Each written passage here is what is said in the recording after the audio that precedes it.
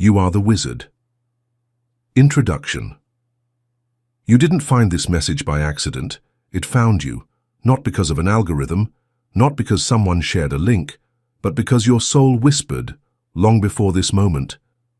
There's something more. This is not just another video. This is not content for background noise. This is a moment that chose you, before you had the words to ask for it. You've felt it, haven't you? That quiet knowing, that soft, persistent echo, that reality is deeper, stranger, and more fluid than they told you. Those thoughts alone weren't enough. Those affirmations felt hollow. That no matter how many methods you tried, something was still missing. As if your power lived just beyond the reach of logic. This message wasn't made to teach you. It was created to wake you up, to remind you that your vibration speaks louder than your voice, that your energy leads long before your words arrive, that the universe isn't waiting to bless you. It's responding to the signal you're already sending. This is where it begins, not with more effort, but with a return to the frequency you once knew, the one you held as a child, before doubt was introduced, before fear rewrote your name, before the noise drowned out the signal. This message doesn't ask you to believe blindly. It invites you to remember. Remember that you're not here to chase anything. You're not here to earn your worth. You are not here to beg reality to change. You are here to become the change, to tune your field, to stand at your center and transmit something so clear that the world can't help but bend around it. You won't be told what to do. You'll feel what's true, every word, a vibration, every sentence, a mirror. This isn't a formula. This is a frequency. And once it activates in you, you won't be able to go back to sleep. Because power once remembered cannot be forgotten. You will begin to sense your field shifting. You'll notice how certain people drift away, how new synchronicities rise to meet you, not because you forced it, but because you finally matched it. This is not the moment where you start trying. This is the moment you start transmitting, not what you want. But what are you? You've been waiting, but the wait is over, because the truth has arrived in the form of your own remembering. Now breathe, tune in. You're not just here to watch. You're here to wake up. And when you do, everything changes. Chapter 1. You don't attract. You project. You've been told to attract, to focus, to affirm, to think positively, to visualize what you want and wait for the universe to deliver it, to match the frequency of your desires. But what if I told you that's not how it works? What if you're not a magnet, but a mirror? You don't attract, you project. This changes everything. Because if you're a magnet, you're passive, you're waiting, you're hoping, you're pulling. But if you're a projector, you're the origin. You're the sender, you're the source of the signal. The world doesn't respond to what you want. It responds to what you are, to the frequency you hold, consistently, silently, deeply. Every moment you're projecting, not just when you meditate, not just when you pray, but when you doubt, when you scroll, when you complain, when you breathe. Your field, your energetic body, is a constant broadcaster. It doesn't stop, it doesn't pause, it doesn't care if you're aware or not. It simply emits, and what you emit becomes your environment, not out of magic, but out of coherence. If your inner world is chaotic, your outer world mirrors that chaos. If your inner field is clear, stable, aligned, the world starts bending to that clarity. You see, the universe is not a giver. It's a reflector, a sacred echo chamber of vibration. And this echo isn't metaphorical. It's literal. If you hold fear, you see threats. If you hold shame, you attract judgment. If you carry abandonment, you live in cycles of rejection. Not because life is cruel, but because your field says, "This is who I am." And the field answers, "As you wish."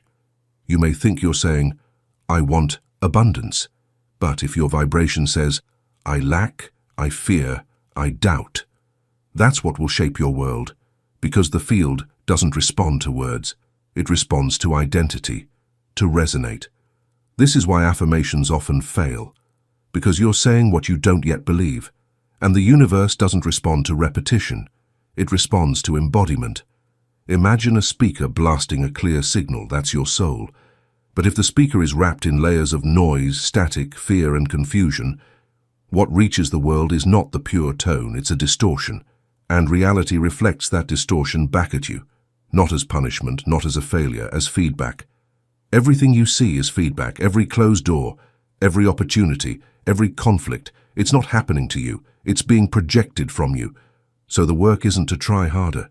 It's not to wish louder. It's to refine your signal, to clean the static, to align your identity, to emit coherence from the inside out.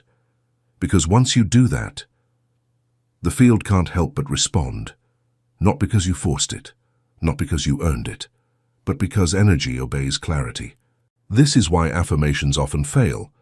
Because you're saying what you don't yet believe. And the universe doesn't respond to repetition. It responds to embodiment. Imagine a speaker blasting a clear signal. That's your soul. But if the speaker is wrapped in layers of noise, static, fear and confusion, what reaches the world is not the pure tone. It's a distortion. And reality reflects that distortion back at you. Not as punishment, not as a failure, as feedback. Everything you see is feedback. Every closed door, every opportunity, every conflict.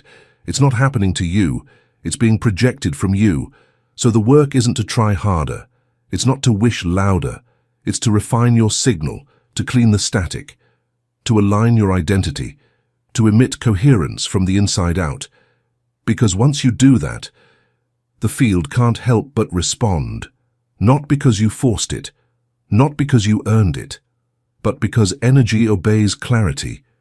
You are a projector, and your life is the screen. Every person you meet, every pattern that repeats, it's all coming from you. Not to blame, not in guilt, but in power. That means you are never truly a victim. You are a transmitter, and now that you know that, you can change the frequency. Not someday, not after more healing. Now. How? By choosing to become what you seek, not to chase love, but to emit it, not to crave peace, but to be it, not to beg for purpose, but to live like someone who already knows they matter. Because you do. And your field remembers, even when your mind forgets. You are not here to attract what you want. You are here to project what you already are. Beneath the noise, beneath the fear, beneath the mask. You don't need to become powerful. You only need to stop hiding your power behind false stories. This is your truth. You are the field. You are the signal. You are the cause. And reality is just the effect. If you want to change the world around you, you don't have to change others. You don't have to convince them. You don't have to wait for permission. You just have to emit something new. Hold it. Sustain it. Even when the old reality still shows up, especially then, because the new projection doesn't land instantly. It takes repetition, not of thought, but of energy, of presence, of frequency. The more consistently you hold a new vibration, the more the field adapts. And suddenly, the people around you shift. Opportunities appear, obstacles dissolve. Not because life got better, but because you did. Your projection changed, so your reflection had to. That's how powerful you are, that's how simple it is. You don't attract, you project. Say it again, I don't attract, I project. Then say this, I am ready to broadcast something new. Let that be your mantra today. Not just in words, in state, in breath, in silence, you're already sending a signal. The only question is, what are you projecting? Let's refine the frequency. Let's keep going. Chapter 2. Your thoughts are seeds. So let's go even deeper, because thought is not the beginning, it never was. Before thought, there is attention, and before attention, there is identity. You become what you believe you are, not because belief is magic, but because belief determines where your gaze lands, what you focus on, what you nurture. If you believe you are broken, your attention will scan the world for cracks. It will find shadows. It will replay every doubt as confirmation. But if you believe you are whole, your attention starts to look for harmony. It spots alignment. It feeds the beauty already inside you. Identity chooses the garden. Attention waters it. Thoughts are what grow. This is why healing has never been about fixing. It's always been about remembering. You are not a project. You are a soul who has forgotten its light. And the moment you remember, truly, deeply remember, the seeds of fear and lack start to lose their soil. Because those seeds, they can't grow where there is truth. They wither in clarity. They can't root in light. And yet, most people try to plant abundance in the mud of unworthiness, try to call in peace while their soil screams with anxiety, try to attract love while their roots whisper, "I am not lovable." And then they wonder why the garden stays empty. It's not the seed, it's the soil. So let's talk about your soil, the invisible layer of your being, the emotional ground you walk on, the beliefs you inherited and never questioned, the silent agreements you made with fear when no one was watching. If you carry the belief, life is a struggle, then even your most beautiful thoughts must wrestle with resistance to take root. But if you tend to the soil, if you clear the debris, rewrite the code, and choose the new agreement, life supports me, I am held, I am safe. Then even the smallest seed of peace can take root and flourish. You don't need louder thoughts. You don't need more affirmations. You don't need to scream your intentions into the void. You need safer soil. You need to love the earth inside you. Soil becomes safe when you treat your mind as sacred, not as a machine to optimize, not as a battlefield to win, but as a temple, a space worthy of reverence. What if your mind isn't broken? What if it's just overgrown with weeds no one ever taught you to clear? Weeds that came from pain, from fear, from stories passed down like heirlooms. This is your permission to start weeding, to pause and say, "This thought is not mine. This fear is inherited, not chosen. This story ends here. You are not your thoughts. You are the sky that holds them. You are the field that chooses which ones stay. And yes, you get to choose. Start simple, start small. One thought, one truth, one seed. Maybe it's, I am worthy. I am allowed to rest. I am allowed to feel joy without fear. Don't worry if the thought feels unfamiliar. That's a sign it's new, a sign it needs tending. So visit it. Daily, gently. Especially on the days you forget. You'll be tempted to doubt. You'll want to check the soil too soon. To ask, is it working? To dig up the seed with your worry. But don't. Trust. Because the most sacred growth happens underground, in the dark, in silence, where no one claps, where no one sees. The seed knows what to do. It's coded for bloom. It just needs your patience, your attention, your presence. Say this aloud. I am choosing my thoughts with intention. I am creating with every breath. I am the gardener of my life. Let this be your morning mantra, your evening ritual, your inner truth. And don't just say it when you're hurting. Say it when things go right. Celebrate your sprouts. Honor your small blooms. Water them with gratitude, because gratitude is a seed too, and the more you plant it, the more it multiplies. What you water grows. So water thoughts of joy. Water thoughts of expansion. Water the gentle truths that call you home. I am not here to survive. I am here to bloom. This is your garden. This is your soil. And you are the one who gets to decide what grows next. Chapter 3. The Power of Naming. There is power in names, not just the ones we say, but the ones we believe. The universe doesn't respond to what you want. It responds to what you call yourself, because naming is not a label, it is a vibrational decree. In ancient times, to name something was to summon its essence. To speak its true name was to bind it, anchor it, make it real. This wasn't superstition, it was vibrational truth. The name is not just a word, it is an alignment. It is a frequency encoded into sound. And when it comes to your life, the most important name of all is the one you whisper to yourself when no one else is around.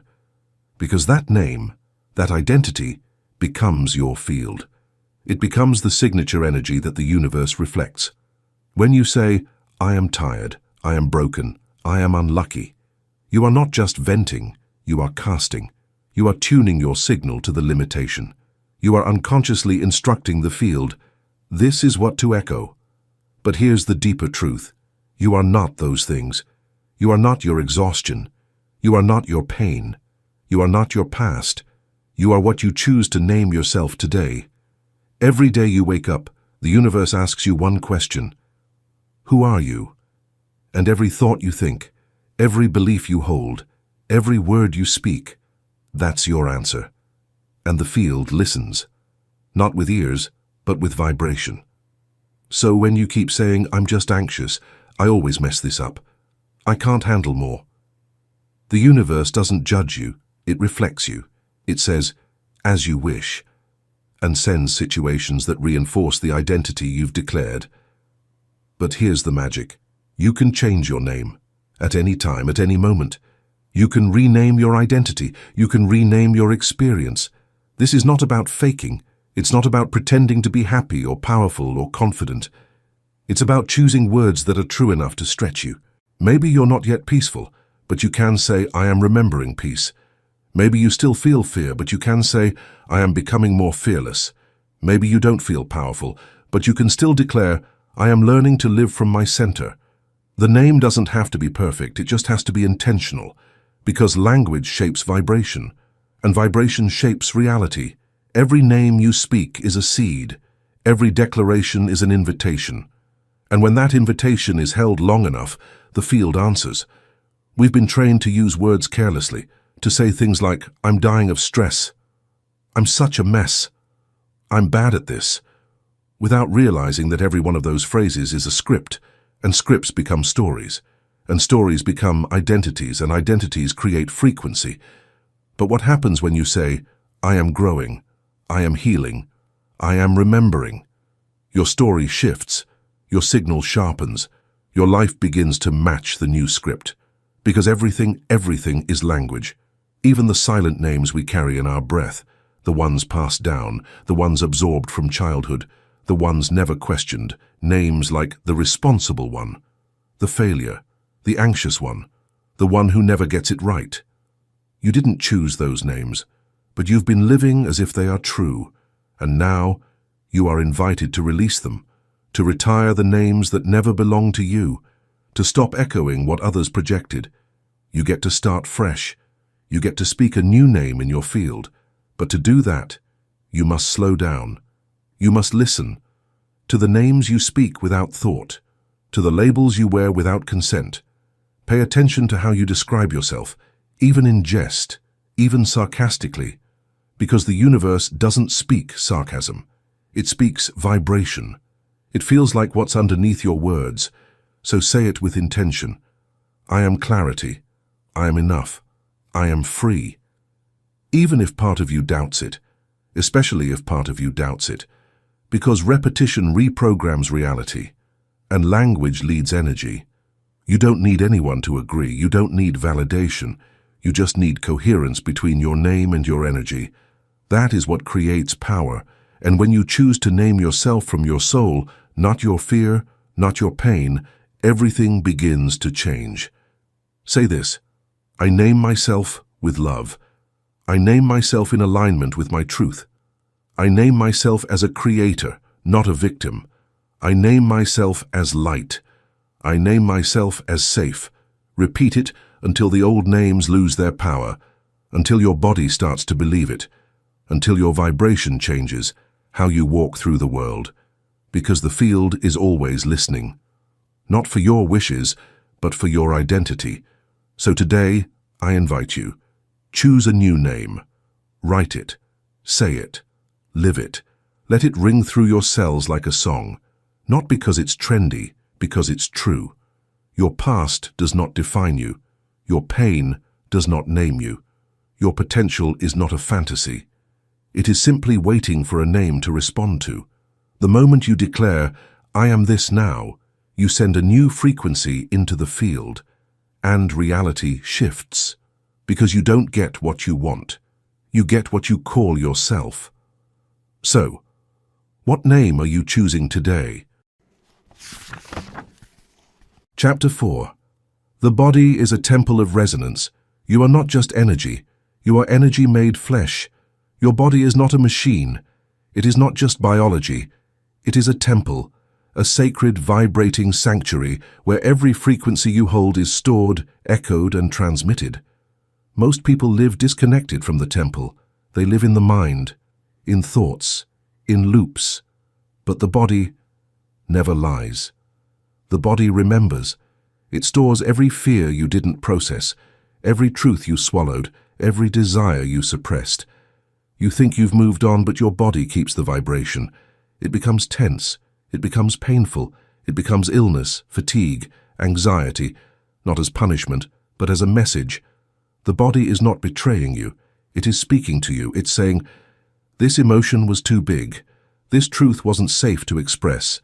This part of you has not been felt. And when you ignore the body, when you numb it, when you override it, you silence your most honest guide, because your body is your instrument, and your current life is the sound it's playing. So if your body is tight, heavy, exhausted, don't just fix it. Feel into it. Ask it, what emotion lives here? What part of me is holding this tension? What truth have I refused to let vibrate? You'll be surprised by the answers. The body doesn't need complex language. It needs presence, attention, listening. And when you listen, really listen, you begin to unlock your own resonance. You are not here to live disembodied. You are not just a mind creating reality. You are a full-spectrum being, mind, field, and form, and your vibration must pass through your nervous system to become real. This is where most manifestation teachings fall short. They teach you to think positively, to visualize, to affirm, but they forget the body. They forget that the nervous system must feel safe before it allows the new frequency in. If your body is bracing for disappointment, you will sabotage your miracles, not because you're weak, but because your system is wired for survival, not joy. So you must retrain your body to feel safe in joy, safe in peace, safe in receiving. That begins with breath, with stillness, moving slowly and gently into the parts of your body you abandoned when life got too loud. Touch your chest. Place your hand over your heart. Feel the vibration there. That is not just your heartbeat. That is your signal. That is your truth, pulsing beneath the noise. Say to it, you are safe now. You can relax. You are allowed to feel everything. Let your shoulders drop. Let your belly soften. Let your jaw unclench. This is not weakness. This is access. Because the softer you become, the more clearly you can resonate. Your body is a tuning fork, and every thought you have, every emotion you feel, changes the sound it emits. When you live in fear, your body tightens. When you live in love, your body opens, and the world around you responds to that posture. People feel you before they hear you. Rooms shift based on the energy you carry in your bones. So ask yourself, what song is my body singing today? Is it a song of trust, of power, or of hiding, holding, hurting?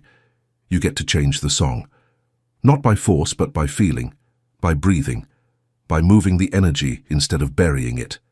Let yourself dance. Let yourself cry. Let yourself vibrate truthfully. There is no spiritual awakening without embodiment.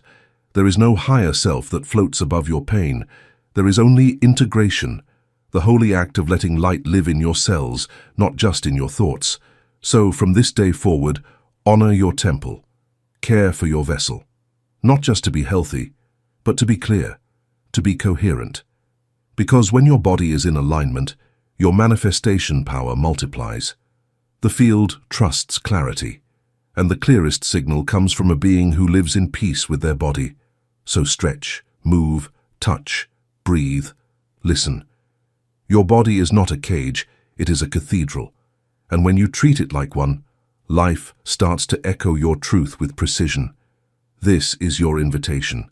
Not to escape the body, but to come home to it, to feel the miracle of being fully here, fully alive, fully resonant. Because the more you embody your vibration, the more the world starts to move in harmony with you. And you are here to create symphonies, not just with thought, but with every step, every breath, every beat of your being. Chapter 5. Visualization without hunger. Most people visualize from emptiness, from a place of longing so deep it aches, from the hollow space inside that whispers, "I need this to feel okay." They close their eyes, not in peace but in pleading, not in trust but in tension, and so they imagine while holding their breath. Their chest tightens, their jaw locks, their body braces, as if to protect against disappointment. And that's the energy the universe hears, not the image, not the dream, but the fear underneath, the doubt wrapped around it, the silent scream, "What if I never get this?" But visualization is not begging. It is not fantasizing from a lack. It is not casting wishes into the sky like fragile paper boats. True visualization is a form of remembrance. You are not meant to imagine your desires like they're distant stars. You are meant to remember them, as if they've already happened, as if they are inevitable, as if they are encoded in your bones. Not because you're trying to trick the universe, but because vibration doesn't speak in hope, it speaks in knowing. There's a vast difference between the energy of "I hope I get it" and the resonance of "it's already mine." The first comes from the ache of not yet. The second comes from the calm of alignment. Most people try to project from that ache. They close their eyes and picture the house, the lover, the life. But beneath the surface, their body is screaming with the message, "This isn't real. This isn't mine. This is too far away." And so they reinforce the very gap they want to close. They make the desire bigger than themselves. They make the future louder than the now. But manifestation doesn't work that way. You don't attract what you want. You attract what you are. And you are whatever frequency you consistently hold, in your body, in your breath, in your being. When you visualize from hunger, you emit scarcity. You vibrate with the ache of not enough. And that ache becomes the blueprint reality that reflects back to you. The solution isn't to stop visualizing. It's to visualize differently, from a new place, from wholeness. To visualize not as the seeker, but as the one who remembers. Because your desires are not fantasies, they are memories of a reality your soul already knows, a vibration you've already held. You are not creating them, you are reconnecting with them. So when you sit in silence, when you close your eyes, don't do it to escape. Do it to return. Return to the version of you who already feels safe, already feels loved, already feels aligned. Feel the moment. Let it rise in your body before your mind tries to take over. What does your breath feel like when you already have it? How does your face soften when it's already true? How do you stand? How do you walk into a room when you know you are already there? Let your visualization be a reunion, not a request. A homecoming, not a hope. Don't rush the images. Let them find you gently. Let them shimmer into view like a memory surfacing. Let them come not because you are forcing, but because you are finally quiet enough to receive. Stay there, not in strain, but in sacred stillness. Let the energy marinate. Let it coat your field like golden light. Let it change your posture, your pulse, your presence. The goal is not to get what you want. The goal is to become the version of you who no longer doubts it's already yours. And the more you sit with that version, the more you rehearse that vibration, the more real it becomes. Not because reality suddenly bends, but because you do. You stop broadcasting confusion. You stop emitting mixed signals. You stop vibrating with fear and start resonating with clarity. This is not just imagination. This is somatic training. This is a vibrational discipline. This is how you rewire your field. And your body, your nervous system, it is the final portal. Your brain doesn't know the difference between memory and imagination. So when you visualize with full presence, full emotion, full breath, your body begins to believe it's safe to have it, to hold it, to sustain it. That's the real reason manifestation works. Not because you made a vision board, but because you made a new home inside yourself. One that could actually receive what you asked for. One that doesn't sabotage it the moment it shows up. One who doesn't panic in the presence of peace. So sit, breathe. Visualize not to get, but to remember, to recalibrate, to reconnect. You are not pretending. You are not faking. You are remembering your future and practicing it in the present. And the more you practice it, the more real it becomes. Not because the world changed, but because your signal finally matched the dream. That's how it comes. That's how it flows. Not from the outside in, but from the inside out. And the moment you stop visualizing with hunger, the field stops responding to your emptiness. It starts responding to your certainty, your softness, your stillness, your knowing. Let that be the way you visualize now, with reverence, with grace, with the gentle power of someone who already knows it's done. Chapter 6. Doubt is inverted magic. Doubt is not just hesitation. It's not just uncertainty. It is inverted magic. Because just like belief creates, doubt destroys. It unravels the signal. It scrambles the frequency. It poisons the projection. You've been told that faith moves mountains, but no one told you that doubt builds them. Every time you doubt, you're casting a spell in reverse. You are summoning resistance. You are experiencing a delay. You are anchoring the vibration of, "This can't happen for me." And the universe, in its perfect neutrality, replies, "As you wish." Most people don't realize how powerful they are, not just in their dreams, but in their disbelief. Every time you speak against your own vision, every time you entertain worst-case scenarios, every time you say, "I don't know if this is possible," you are feeding the opposite of your desire. You are giving energy to the version of you who never receives. You are watering weeds, you are feeding shadows. And then you wonder why things don't change. But it's not because the field isn't responding, it's because the field is responding to the loudest vibration you're emitting, to the thought you repeat in secret, to the voice inside that whispers, "This might not be for me." Doubt is not neutral, it's active. It has a pulse, a frequency, a gravitational pull. And the more you allow it to live in your field, the more real it becomes. Not because it's true, but because it's repetition. The field doesn't reward truth. It reflects consistency. So if doubt is what you practice, then confusion becomes your normal. But this is not to shame you, it's to awaken you, to show you just how creative you already are, that you've been casting spells every day, with every word, every thought, every silent agreement with limitations. The mind says, "I'm being realistic." The field says, "You're choosing that timeline." And once you understand that, you take your power back. Because if you can create chaos with doubt, imagine what you can create with certainty. Certainty is not arrogance, it's alignment. It's not loud or performative, it's calm, it's quiet. It's grounded in something deeper than logic. It's the version of you who walks into the unknown, not with control, but with clarity. Who says, "I may not see how, but I know this is mine." That's the voice that reprograms the field. That's the vibration that turns visions into form. But it only works when it becomes your default, not your emergency backup. Because you can't affirm one thing and doubt it 90% of the time and expect coherence. You can't pray for alignment while carrying the frequency of confusion. That's not faith, that's friction, and friction makes the signal fuzzy. So today, make a vow to become ruthless with your doubt, not cruel, but clear.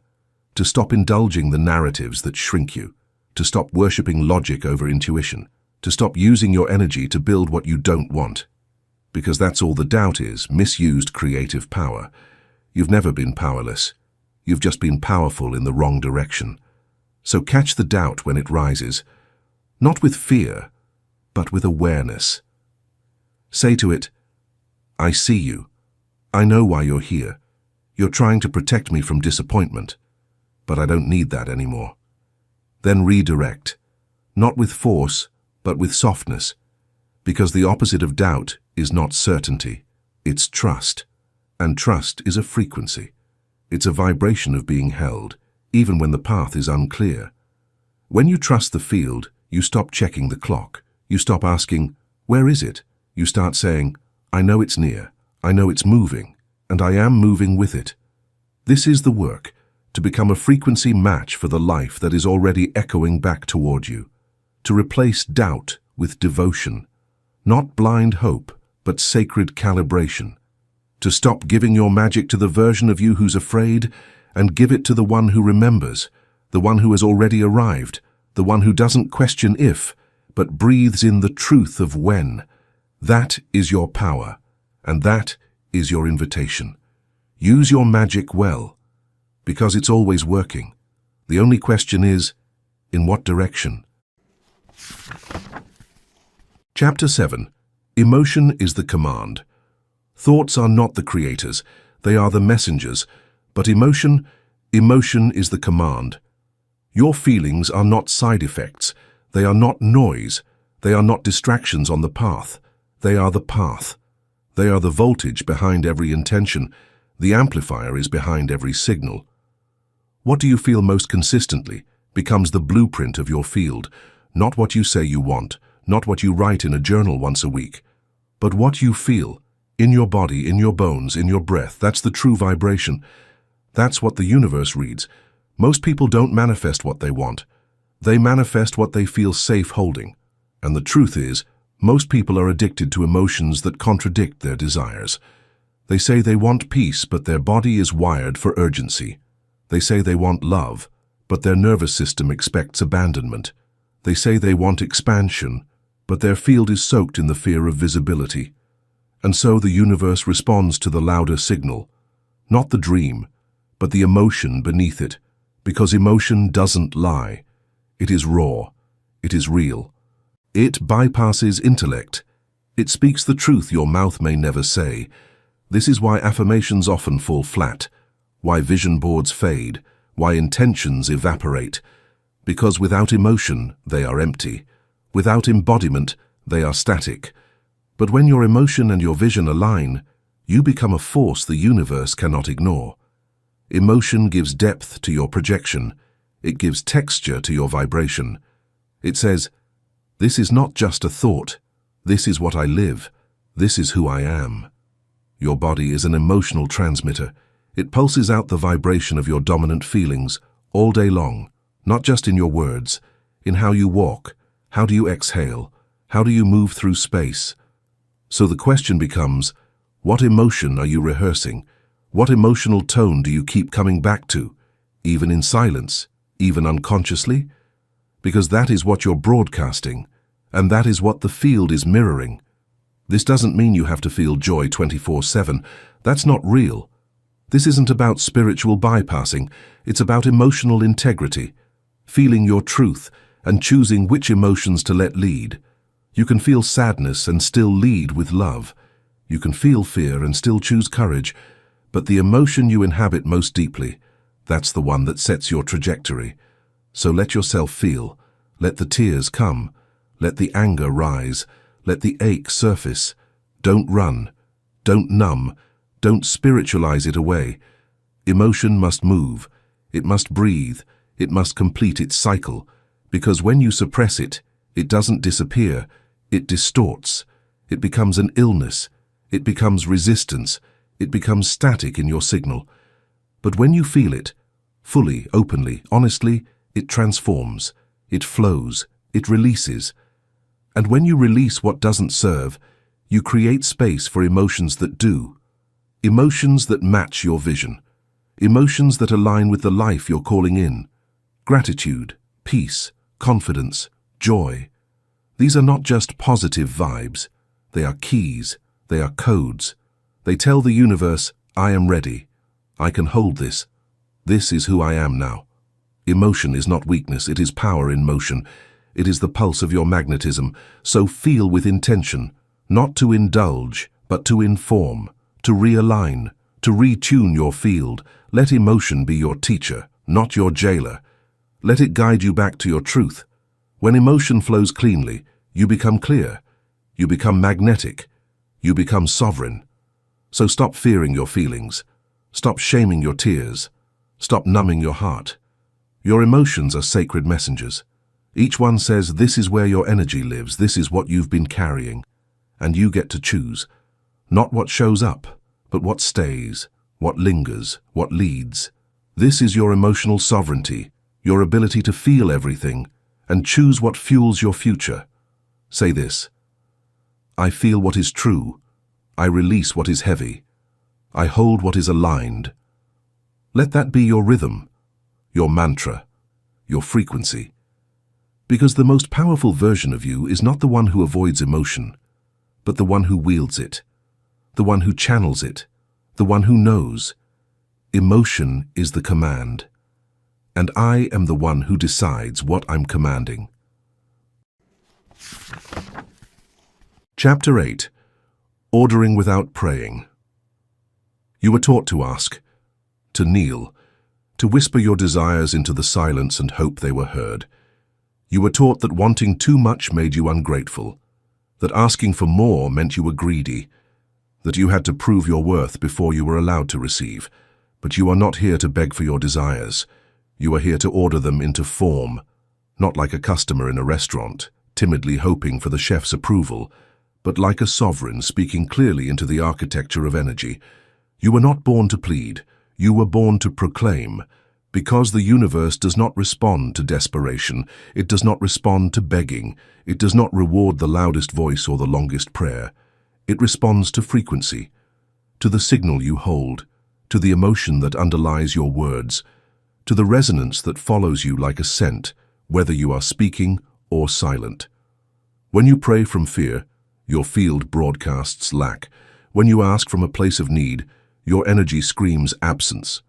And the field, that sacred neutral mirror, reflects exactly that. It's not punishing you, it's not testing you, it's responding to you. So you must learn to speak from a different place, from clarity, from embodiment, from remembrance. Ordering is not arrogance, it is alignment. It is the natural language of one who remembers they are already divine. You don't command the universe with your mouth, you command it with your being. You speak not to convince, but to consecrate, to encode your identity into the field. When you say, I receive this, it is not a request, it is a revelation. It is a vibrational stamp saying, this is already real, and now I align my whole self with that reality. But that can't happen if your energy is split, if your words say yes, but your body says no, if your mind says I believe, but your nervous system whispers, I don't trust it.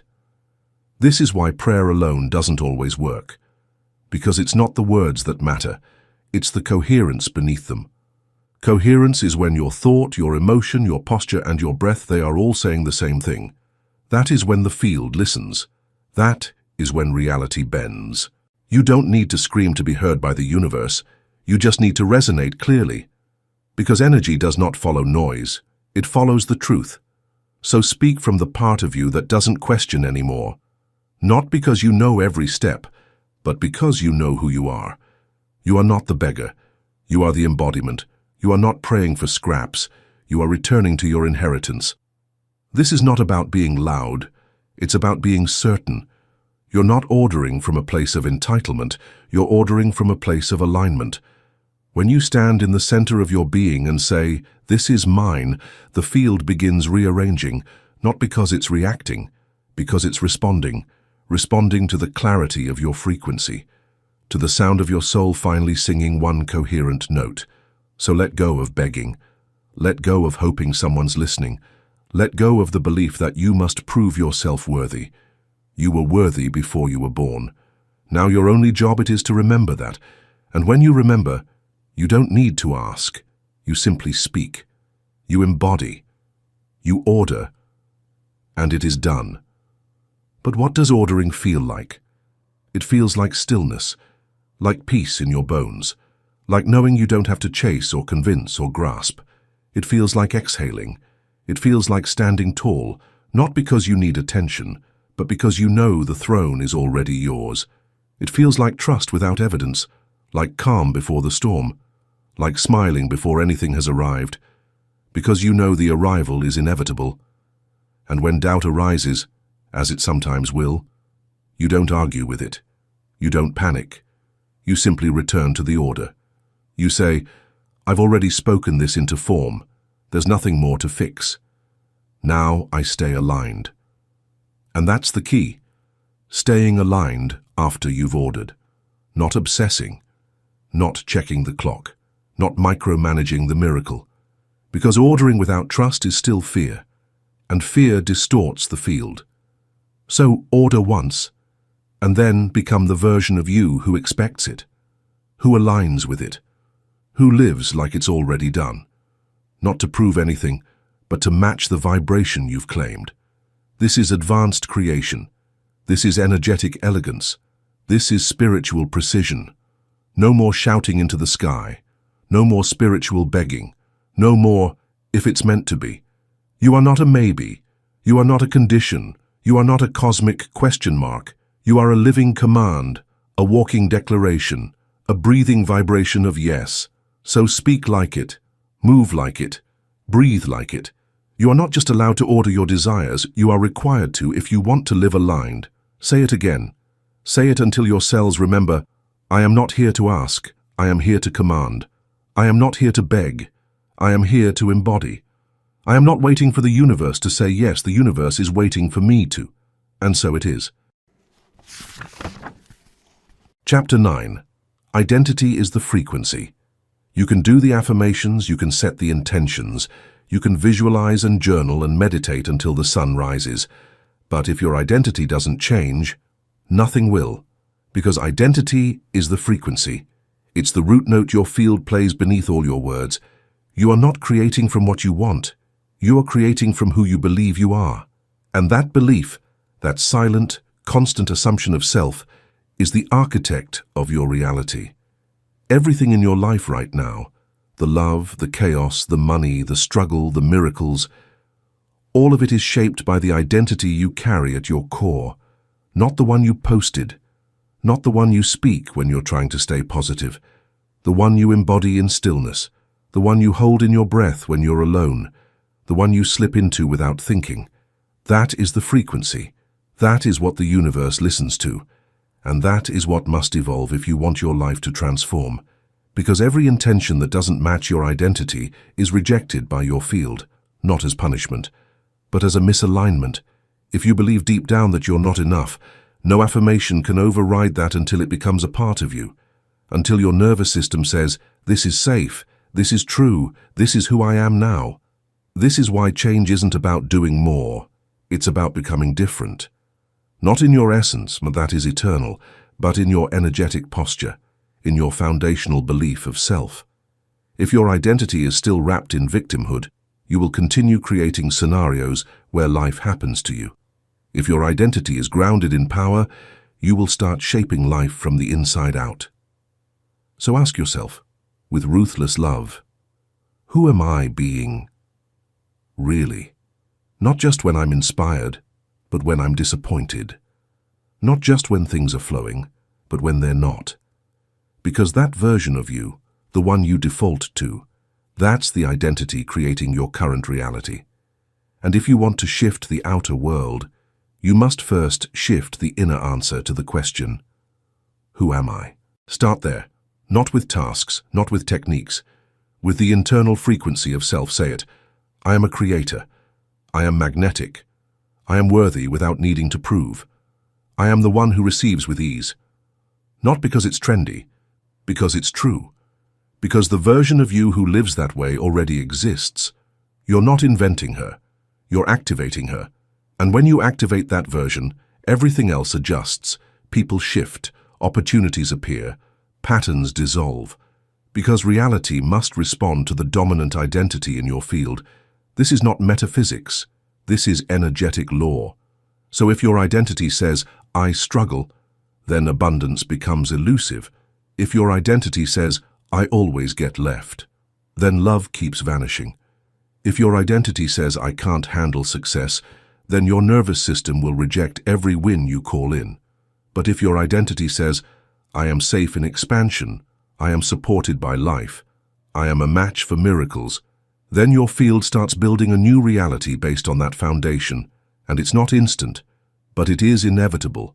Because once your identity becomes coherent, the outside world has no choice but to follow. This is why all true transformation feels internal first. Why do you feel different before anything around you changes? Why it feel calm before it feels exciting? That's how you know it's real, because your nervous system isn't just tolerating the new frequency, it's living in it. So don't just change your actions, Change the one who's acting. Change the identity that's driving the decisions. Because until your identity shifts, you will keep recreating the same loops, no matter how much you learn, no matter how much you want it to be different. This is the power of inner alignment. It's not loud, it's not flashy, but it is absolute. It's the shift from effort to embodiment. You don't have to push, you just have to become, and when you become, you don't have to prove anything. Your frequency becomes your proof, your presence becomes your strategy. Say it again. I don't attract what I want. I attract who I am. So, what are you ready to be? Who are you ready to remember?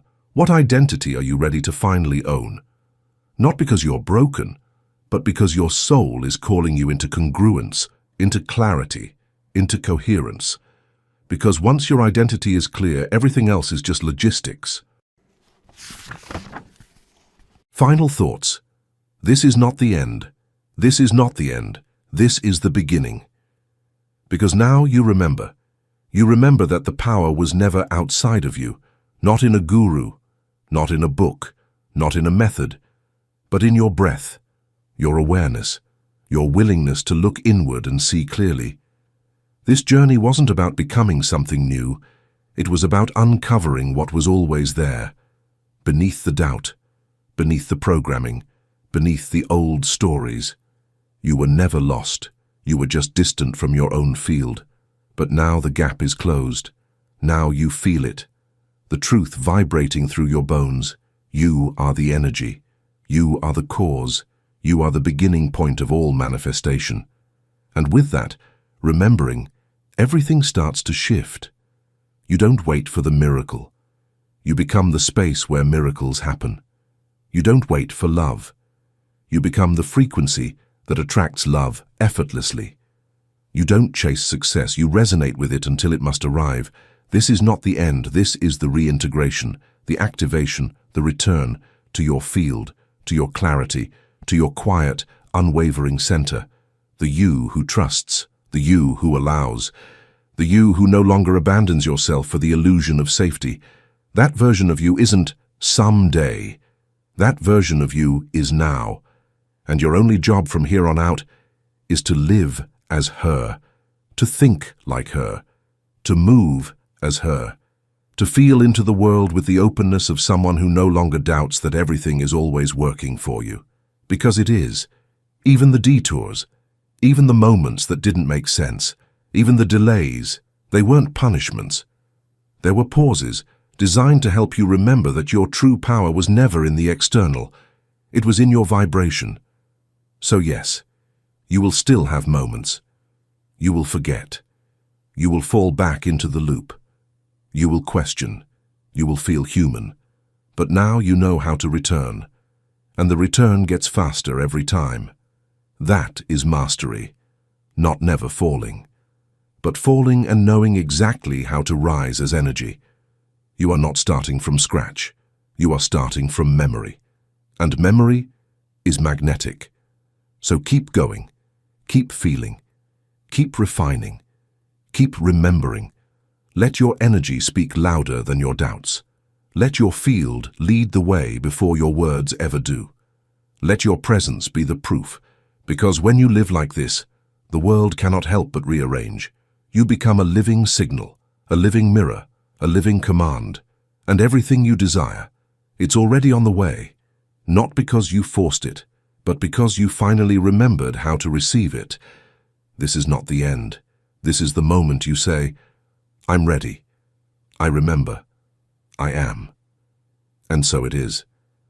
It's about noticing when you shift into fear and gently guiding yourself back, not yelling at the fear, not shaming the spiral, just saying, I see you, but I choose something else now. This is the practice, not pushing through, but returning to. Not striving, but aligning. And sometimes the most spiritual thing you can do is take a nap, drink water, turn off your phone, laugh with someone you love. Tell the truth when it's uncomfortable. Your power is not in the ritual, it's in the repetition, the daily decision to return to your center, even when it's hard, especially then, The version of you who's already living the life you want, that version practices differently. She doesn't wake up and ask if she's worthy. She doesn't scroll through her doubts. She doesn't rehearse fear as a form of preparation. She knows, she anchors, she speaks with less noise and more precision. She walks with presence. She trusts the timing. And every time you return to her, you strengthen the signal. You stabilize the field. You increase the magnetism. This is not overnight work, but it is holy work. It is sacred repetition. It is energetic hygiene. It is how you become undeniable, not to others, to yourself. The moment you stop abandoning yourself is the moment the world stops doing it too. The moment you become the most loyal witness to your truth is the moment the field reorganizes to match it. Because energy doesn't skip steps. It doesn't respond to the parts of you that pretend. It responds to the parts of you that practice with presence. So start small. Start now. Start by breathing deeper, standing taller, saying your truth more clearly. Make your life the practice. Make your energy the prayer. Make your body the altar. Make your breath the ceremony. And let the field show you how powerful you already are when you stop trying and start being.